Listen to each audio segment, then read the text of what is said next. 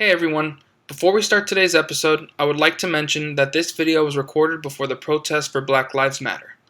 Times are extremely difficult in our country right now, so I'd like to shine the light on things that are most important.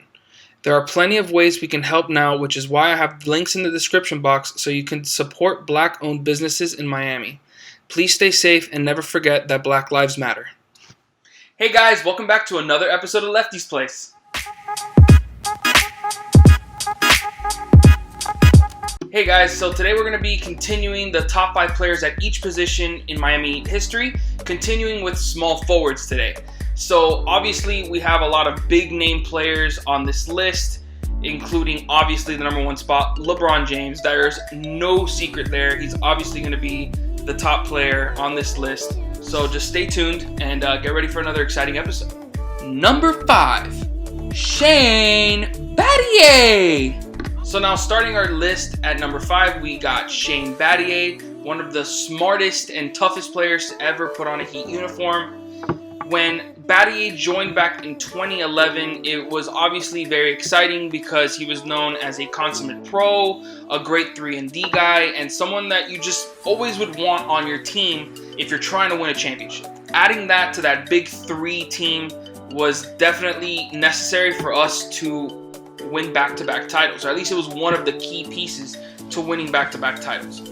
And obviously one of his greatest moments with the Heat came in Game 7 against the San Antonio Spurs in the 2013 finals, when he went 6 for 8 from the three-point line and scored a total of 18 points. He was the outside shooter that we needed, especially when Ray wasn't really giving it to us as much as, obviously what he did in that Game 6 was necessary.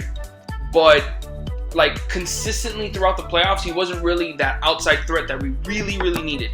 So Battier coming through in Game 7 helped us win that second title in a row. Battier played a total of 3 seasons with us, pretty much the entire Big 3 era, and once it ended, he retired. But once he retired, he actually became a college color analyst, a college basketball color analyst. So it was a little sad to see him go. But then in 2017, the Heat hired him as the director of basketball analytics and development. So he's a Heat lifer through and through. It's awesome to see him stay with the organization, even though he only spent 3 seasons of his career here. He spent most of it in, I remember Memphis early and Houston, obviously in his prime. So it's good to see that, the Heat left a big impression on him to just eventually want to work with us. One of the things I have to mention about Shane Battier is that he is my girlfriend's favorite player. Easily my girlfriend's favorite player ever in Heat history, and this jersey right here is hers. I made sure to get it for her when they were coming out with all the players on the team and their nickname jerseys, because at the time, or at least pretty much in general, you can't really get a role player's jersey. It's not very common. So when this one came out, I had to get it for her, and obviously she loved it. So yeah, definitely shout out to my girlfriend, huge Shane Battier fan. And that is exactly why Shane Battier makes my list at number 5. Number 4, Jamal Mashburn. So now we get to talk about one of the key pieces during the Hardaway Morning era in Jamal Mashburn. He was the 3rd leading scorer during those teams, and back in 96, or I believe it was 97, before we acquired Mashburn, we already had Hardaway and Morning, so the dynamic duo was set. All we really needed was that next guy who could, score on his own, get those buckets to relieve the pressure off of Morning and Hardaway, and that is exactly what Pat Riley did in getting Jamal Mashburn. Mashburn's best season in Miami came in the 99-2000 season, when he averaged 17.5 points, 5 rebounds, 4 assists, and 1 steal. So he obviously had that two-way ability to impact both sides of the court, and it was very valuable to the Heat. Obviously, those Heat teams did not do enough to really put a stamp on history by winning a championship, losing to the Knicks in consecutive years. And no one is going to forget Jamal Mashburn passing up that shot and giving it to Witherspoon. It's just, no one's gonna forget that. But he still makes the top 5 list because he was a consistent player for us for 4 seasons. And when he left, he actually played even better. And a quick fun fact about Jamal Mashburn. He is one of the only players in NBA history, I believe it's just like 4 on that list, that finished their career with 4 straight 20 points per game seasons.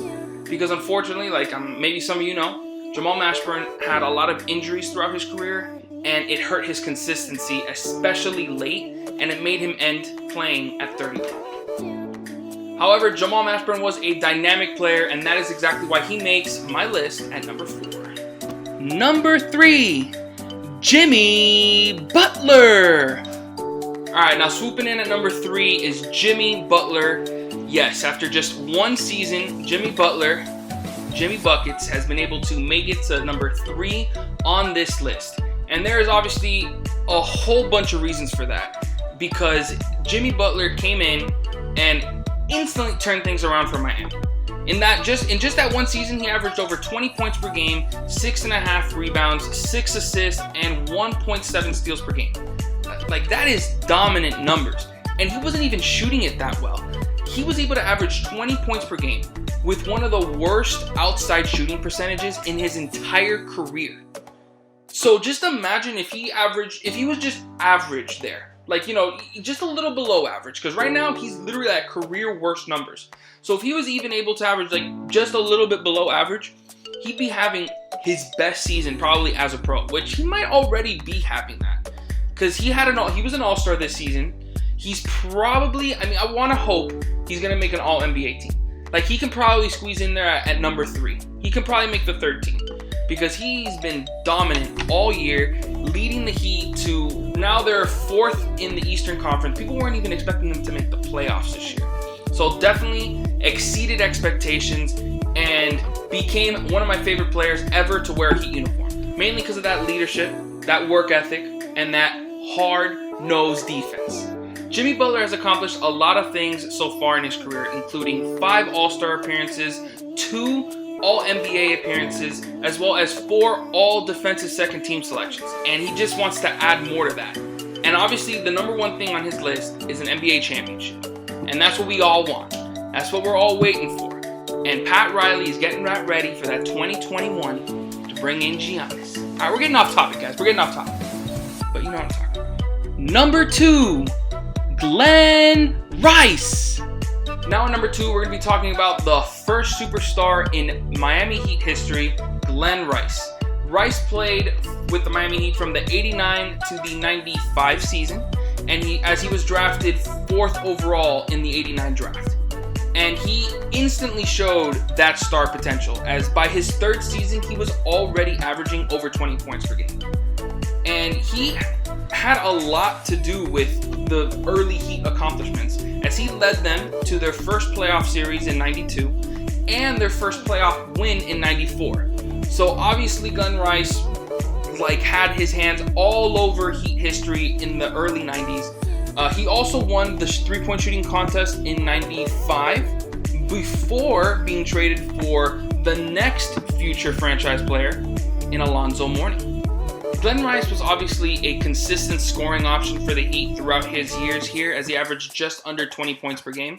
However, he wasn't able to stay with us forever, as he did leave to the Charlotte Hornets, and he did become an all-star with them. But then he did join the Los Angeles Lakers and help them win the 99-2000 NBA championship. So it's nice to see Glen Rice able to get a ring before his career ended. And that is exactly why Glen Rice makes my list at number 2. So now, before we get to our obvious number 1 spot, we are going to be talking about a few honorable mentions, starting with the most important signing in Heat history, Luol Deng. Yes, those words came from the mouth of the great Pat Riley, so you know when we got this guy, it was extremely important because it was during the summer that LeBron left back to Cleveland, so the Heat were in an area of what are we going to do? Are we going to rebuild? Are we going to just try to keep this thing going? What's going on? And then that is when we were able to sign Chris Bosh, and Dwayne Wade obviously stayed with us. But it was just okay, but we're without LeBron James. We still have those 2 guys, but we're without LeBron James, so there's not much going on there. But what did we do? We signed Luol Deng, who was one of our rivals at the time. He was with the Chicago Bulls, so at the time we didn't really like him. But obviously he joined us, and we were like, man, I mean, this guy's actually really, really good, and we were excited to have him. He definitely became like the glue for those 2014, 2015 teams that, you know, was exciting to watch after LeBron left. Next, we're going to be talking about Caron Butler, who was supposed to be the Wade before Wade arrived, as he was drafted in 2002 and had a solid rookie season, putting up about 15 points per game. However, when Wade arrived, his production fell off, and it was clear that we knew who was going to be the star, or at least which one we should go with. So that's why Caron Butler was then traded to the Lakers to acquire Shaquille O'Neal. So obviously, like, he holds a big part of history. He didn't really do much for us, but he was one of the pieces that gave us the piece that then eventually led to the championship. Whoa. You guys hear that? Oh, that's right. It's Thunder Dan Marley, guys. Thunder Dan Marley makes the last honorable mentions, and of course he does. I know some of you might say he played a lot of shooting guard when he was here in Miami, but I just didn't put him on that list, so I had to put him here. Dan Marley was a staple for the Heat during that Mourning Hardaway era. He did give us 5 solid veteran seasons in Miami before going back to Phoenix for his last season. And number 1, LeBron James! Alright guys, so now we're finally at the number 1 spot with the King, LeBron James. Probably the GOAT of our generation and one of the best players of all time. LeBron James graced us with his presence back in 2010 with what most of you should remember was the decision. I don't know what happened to me there. The answer to the question everybody wants to know. LeBron, what's your decision? This fall is very tough. In this fall, I'm going to take my talents to South Beach and join the Miami Heat. It was one of the most highly anticipated, decisions ever in sports history. LeBron spent his 7 years in Miami, or like his first 8 seasons in Cleveland, did nothing there, and decided to bring his talents down to South Beach. And wow, he easily gave me some of the most exciting basketball I've ever watched in my life. I mean, the numbers he put up while he was here were ridiculous, like under 27 points per game, 7 rebounds, 6 assists, like about a steal and a half, almost a block a game. The guy was all over the place and gave us probably the best basketball of his career. I still say this to anybody, that the 2012-2013 season, when he averaged over 40% from the three-point line, was easily LeBron's best season ever. People will say back when he went to Cleveland and he was putting up those crazy numbers in the playoffs, I don't care. I still believe that 2012-2013 season is the best version of LeBron ever. And I mean, the guy helped us win 2 titles. I mean, he came in, we went to 4 straight finals and 2 straight back-to-back titles. It was just, it was a hell of a time to be alive, and I'm definitely super grateful to be able to say that I experienced that to the fullest. I was out there with my pots and pans at La Carreta on 40th on Bird Road. I mean, come on, who was it, dude? I mean, it was just so much fun, and just like, I wish we could experience it again. I mean, really, like, I would say like maybe a year or 2 years after it really hit me, that was like, man, I was alive during some of the most exciting moments in Heat history, and LeBron was the biggest part of that. I'm a huge Wade fan. Like, I'm a huge Wade fan. You guys know that from the last episode.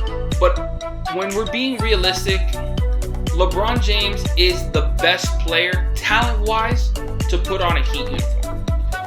He's right up there. I mean, he's trying to be right up there with Michael Jordan. No other player could say that.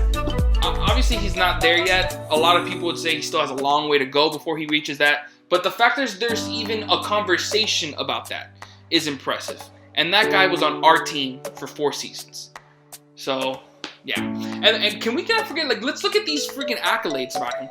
In his 17 seasons in the league, he has made it to 16 All-Star. I gotta look at this. Sorry, I'm not gonna remember this whole thing. He made it to, bear with me, 16 All-Star appearances, 3 NBA championships, 3 Finals MVPs, 4 MVPs, 15-time All-NBA, a bunch of firsts, probably maybe 1 or 2 seconds, 6-time All-Defensive Team, Rookie of the Year, of course, 3-time All-Star MVP, and he won the 2007-08 scoring champion. And that is exactly why LeBron James makes it as the #1 small forward in Miami Heat history. Alright guys, so that's going to wrap it up for my top 5 small forwards in Miami Heat history. If I missed anyone, please let me know in the comments section.